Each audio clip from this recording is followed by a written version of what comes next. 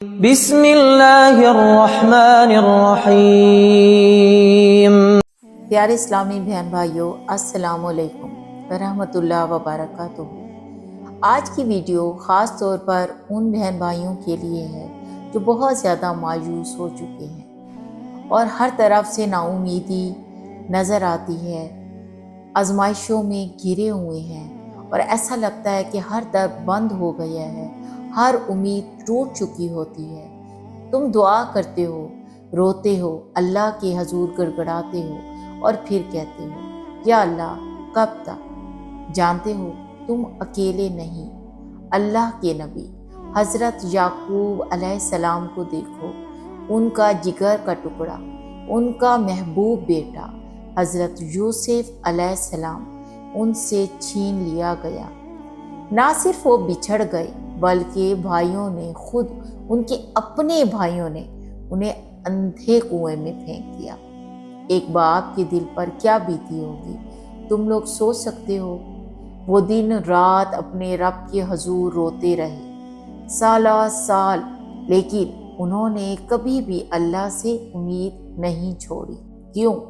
کیونکہ انہیں اللہ پر یقین تھا، اللہ پر بھروسہ تھا کہ اللہ ان کے پیارے بیٹے حضرت یوسف علیہ السلام کو دوبارہ ان سے ضرور ملائیں گے۔ سالوں بعد جب سب کو لگ رہا تھا کہ امید ختم ہو چکی ہے، اللہ نے اپنے نبی کے آنسوؤں کا جواب دیا۔ حضرت یوسف علیہ السلام کو واپس لے آئے اور ان کی جدائی کا زخم بھر دیا گیا۔ اللہ نے حضرت یعقوب علیہ السلام کو بنیائی واپس دی، ان کے بیٹے کو سلطنت عطا کی اور ان کی دعا قبول کی۔ جانتے ہو جب اتنی آزمائش، اتنی تکلیف کے بعد جو آنسو تم بہاتے ہو وہ تمہارے آنسو تمہاری دعا بن جاتے ہیں۔ تمہارا ٹوٹا ہوا دل اللہ کے در پر گواہی دیتا ہے کہ تمہاری آزمائش بہت سخت ہے۔ تم سوچتے ہو کہ شاید اللہ نے آپ کو سننا چھوڑ دیا ہے، لیکن نہیں، اللہ تمہیں سن رہا ہے، وہ تمہاری آزمائش کو دیکھ رہا ہے۔